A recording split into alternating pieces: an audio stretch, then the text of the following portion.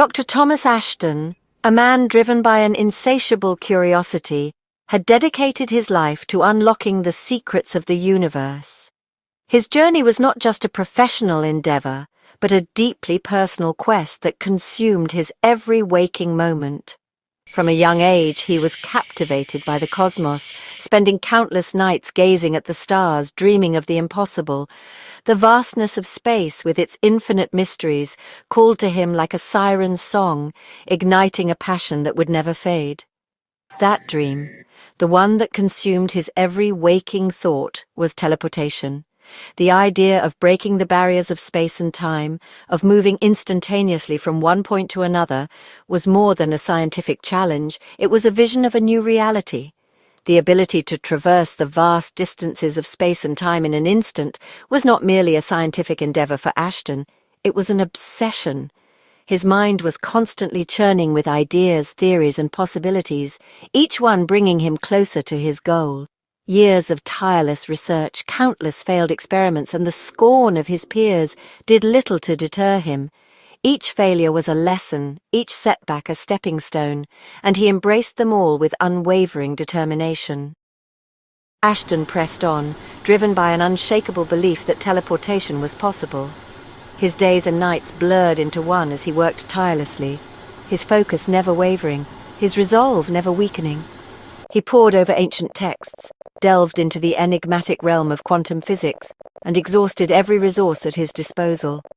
His quest for knowledge knew no bounds, and he sought answers in the most unlikely of places. Finally, after decades of relentless pursuit, he stood on the precipice of achieving the impossible.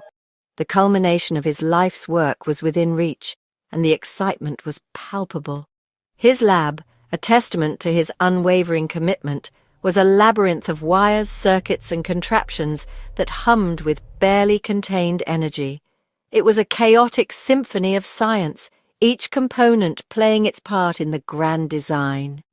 At the heart of this chaotic symphony of science stood his life's work, the teleportation device. It was the embodiment of his dreams, a physical manifestation of his relentless pursuit of the impossible. A towering structure of gleaming metal and pulsating energy, it promised to shatter the boundaries of reality itself. The device stood as a beacon of hope, a testament to human ingenuity and the unyielding spirit of discovery. The atmosphere in the lab crackled with anticipation, a palpable energy that seemed to hum through the air. Ashton, his eyes gleaming with a mixture of trepidation and excitement, meticulously went through the pre-flight checklist one last time. His hands moved with practiced precision, each motion deliberate and exact. Every gauge, every dial, every sensor had to be perfect. There was no room for even the slightest deviation. The margin for error was non-existent. One wrong move, one overlooked detail could spell disaster. He had chosen this day for the experiment with care, knowing that timing was everything. March 22nd, the vernal equinox, a day of balance and new beginnings, seemed fitting for an event that promised to redefine the very fabric of reality. It was a day when the world itself was in perfect harmony. The air hung heavy with the weight of expectation, a collective breath held in suspense. His team, a group of equally brilliant but far more cautious scientists, watched with a mixture of awe and trepidation. They knew the stakes, understood the risks, and yet they couldn't help but be drawn into the moment. They had borne witness to Ashton's relentless pursuit, had seen his countless failures and his unwavering resolve. Each setback had only fueled his determination, each obstacle a stepping stone to this very moment. Today they would witness history or perhaps its undoing.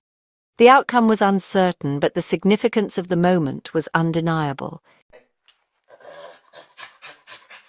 The subject, a young, bright-eyed chimpanzee named Kepler, sat calmly in the holding cell, oblivious to the weight of the moment.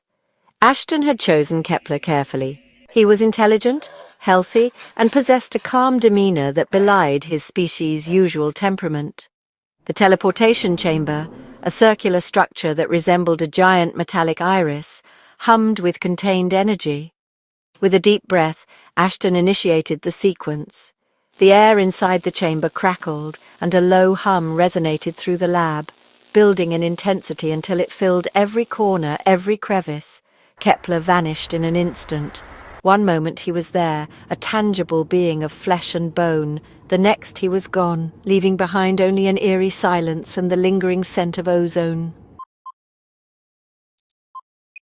A collective gasp swept through the control room. Ashton, his heart pounding in his chest, stared intently at the monitors, searching for any sign of Kepler. Seconds stretched into an eternity as they waited with bated breath. The silence, deafening in its totality, was broken only by the frantic beeping of the monitoring equipment. Then, just as abruptly as it had vanished, something began to materialize in the teleportation chamber. A figure, vaguely humanoid but grotesquely distorted, flickered into existence, its form shifting and writhing within the confines of the energy field. It emitted a guttural growl, a primal sound that sent shivers down their spines. Fear, cold and sharp, gripped Ashton's heart. Whatever stood before them was not Kepler. Panic erupted in the control room. The air was thick with tension, and the once orderly environment had descended into chaos. Alarms blared, their shrill cries swallowed by the growing cacophony of the unknown entity's roars. The sound was deafening, a relentless reminder of the impending doom. Ashton, his mind reeling, struggled to comprehend what he was witnessing.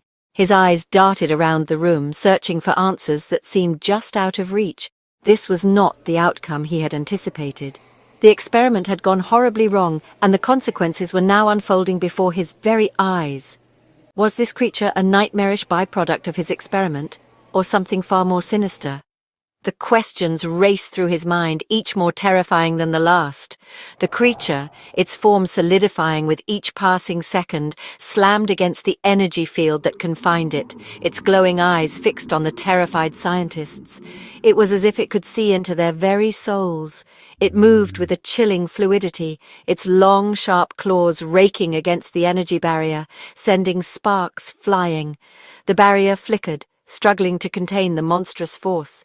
Ashton, his initial shock giving way to a chilling realization, stumbled back from the observation window. His heart pounded in his chest as the gravity of the situation sank in. This was not just a scientific anomaly, it was a potential harbinger of something far more terrifying. The implications were staggering, and the fear was palpable. He had opened a door, not to a new world, but to an unknown abyss. The realization hit him like a tidal wave, leaving him breathless and filled with dread. What have we done?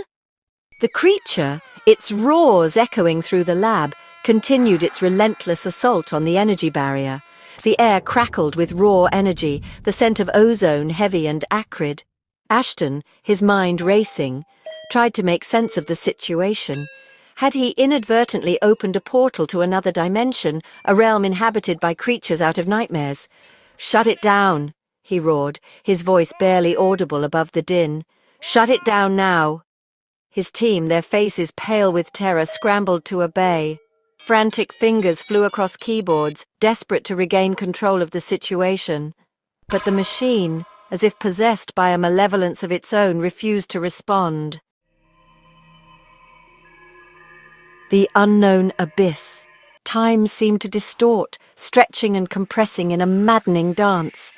Ashton watched in horror as the energy barrier flickered, weakened by the creature's relentless assault. It was only a matter of time before it shattered, unleashing an unspeakable horror upon the world.